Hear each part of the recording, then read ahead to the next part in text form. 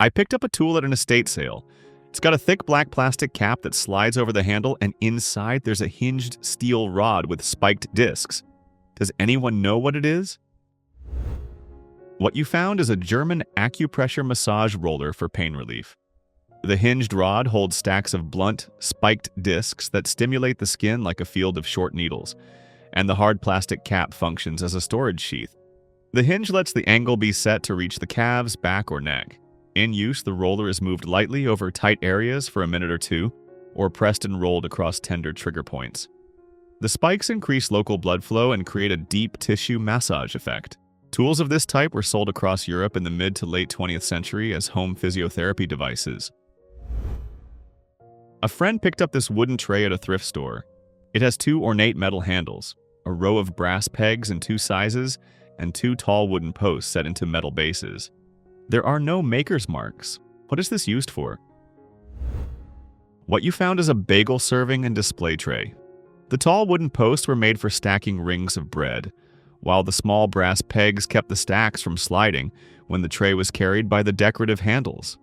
Bowls or glasses sat between the posts for cream cheese, pickles, or other sides. Trays and pegboards like this trace back to Eastern European Jewish bakeries in the late 19th century and came to the United States with immigrants. By the early 1900s, New York delis displayed fresh bagels on dowel stands behind the counter, a practical way to keep the crust dry and the stacks tidy. I found this wall-mounted device in my new house. It has a lever with a gear, a sliding rack, and a round clamp at the bottom that looks sized for a bottleneck. What is it used for? What you found is a wall-mounted wine opener, specifically a rack and pinion cork puller. The round clamp at the bottom holds the bottle's neck. A separate corkscrew, now missing, was twisted into the cork. Its ring or handle then hooked onto the forked catch in the slider. Moving the lever turned the gear and raised the rack, pulling the cork straight out in one smooth motion. Devices like this were popular in bars and restaurants from the late 19th into the mid-20th century because they were fast, sturdy, and gentle on fragile bottles. I found this clear plate with white nylon thumb screws that slide in the slots and lock when tightened. Does anyone know what it is? What you found is a small adjustable bench jig for holding flat parts such as circuit boards, model pieces, or jewelry blanks. The nylon thumb screws slide in the slots to fit the work. When tightened, they lightly clamp the edges without scratching or conducting electricity. The clear plate allows access from above and below for soldering, gluing, or filing, and the corner pads keep the jig steady on the bench. Fixtures like this appeared in hobby electronics and model making in the late 20th century and were sold by tool and electronics suppliers. I found these old metal scissors with two large loop handles and a single folding blade stamped AP. The steel looks aged and a bit rusty. What were these scissors used for? What you found is a beetle nut cutter, used to slice hard areca nuts for chewing. The two large loop handles provide leverage, and the pivoting blade shears the nut into pieces that are then wrapped in a beetle leaf with slaked lime and spices to make a beetle quid. These cutters were hand-forged from iron or bronze across South and Southeast Asia, and were common from the 19th into the early 20th century. Many were plain working tools for household use, while others were finely decorated for gifting and ceremonial sets. This belonged to my mom, who was into New Age gear in the 1980s. It has two metal plates, wired hand grips, and a big analog meter on the left. What was this device used for? This is an Intero biocommunication unit made by Ishin. It measures galvanic skin response, tiny shifts in skin conductance through the handheld metal cylinders, while samples can be placed on the two metal plates. A practitioner would calibrate the needle, have the client hold the grips, set a sample on a plate, and watch the analog meter for changes. The method goes back to Reinhold Voll's electroacupuncture ideas from the late 1950s and became popular in New Age and alternative medicine circles in the 1980s. The meter does register real conductance changes, but using them to diagnose sensitivities or choose remedies is not medically validated and has drawn FDA scrutiny. I found this round metal fixture mounted on the kitchen wall. It has a circular cover and a swing-down arm that forms a small shelf. What is this used for?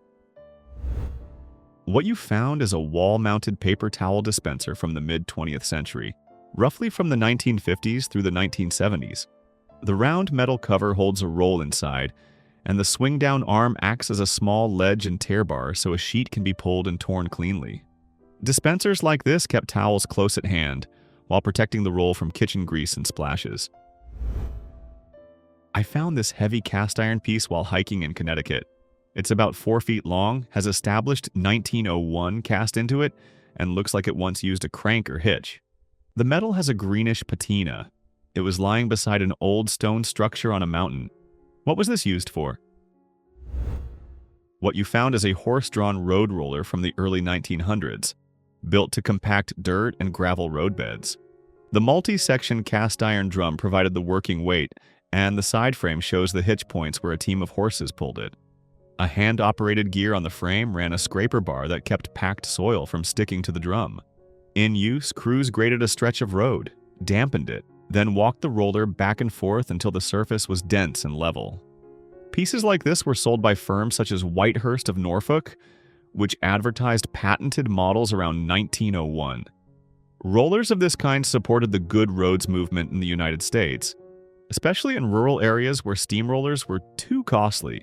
By the 19-teens and the 1920s, tractors and motorized rollers took over, but horse-drawn units like this one remained in service on mountain lanes, park paths, and farm roads for years. I came across a small stepped channel built into a hillside. Water runs down it in short drops from one box-like step to the next. It's clearly man-made, but I'm not sure why it's there. What you found is a fish ladder. It's a stepped channel that breaks the elevation drop into short pools, slowing the flow and giving fish places to rest as they move upstream. Each box-like step creates a small waterfall that dissipates energy, allowing salmon, trout, and other migratory species to pass a culvert, dam, or spillway and reach spawning habitat. Fish ladders were widely built in the early 20th century as conservation and water projects expanded in the United States and Europe. Designs are tailored to local species and site conditions, and today they are a standard feature of river restoration and dam mitigation, helping sustain healthy fish runs and aquatic ecosystems. I picked up this carved wooden piece at a garage sale. What is this used for? What you bought is a hand percussion rattle, also called ball castanets. The carved figure serves as the handle. The two slit wooden balls on springy wire are the sounders, and the separate stick is the beater. Sound comes from striking the balls with the stick for sharp clicks, or slipping the stick between them and shaking so they snap against it.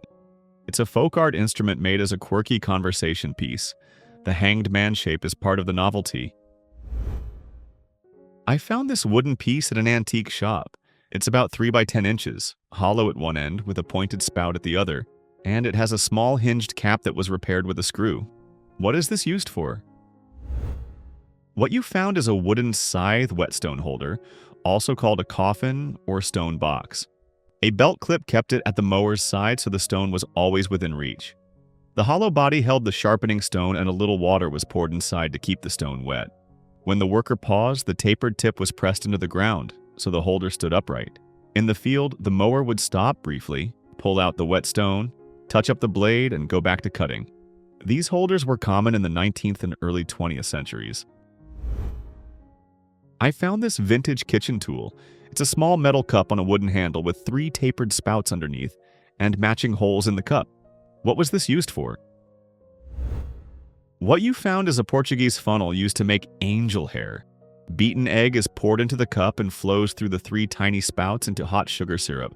The jets turn the egg into long golden strands that set in seconds. Holes inside the cup feed each spout, and the wooden handle lets the cook sweep the funnel in circles to form nests or coils. Tools like this come from Portugal's convent pastry tradition and remain popular in Portuguese and Brazilian kitchens. I picked up a solid bronze bird in an auction lot. It's about 5 inches long, 5.5 inches tall, 4 inches wide, and weighs around 3 pounds. What is this piece? What you found is a museum reproduction of a Christian hanging tabernacle called a peristerium shaped like a dove. The hollow body held a small vessel with the reserve Eucharist, and the piece hung by a chain above the altar. This form comes from Byzantine and medieval church practice, where the dove symbolizes the Holy Spirit. As fixed altar tabernacles and wall ombres became standard, hanging doves fell out of regular use.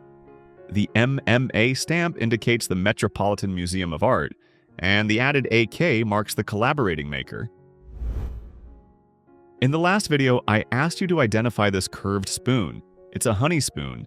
The bent section allows it to hang over the edge of a cup or jar, letting all the honey slowly drizzle off the spoon. I really appreciate everyone who shared their guesses in the comments. It helps the video reach more people and allows the channel to grow. Now I want to invite you to identify another unusual object. What do you think this wooden device is used for? Leave your guesses in the comments and I'll reveal the answer in the next video. Thanks so much for watching all the way to the end. I hope you found it interesting. If you enjoyed the video, please give it a like and consider subscribing. It really helps with the YouTube algorithm and lets more people discover the channel. Thanks again, and see you next time.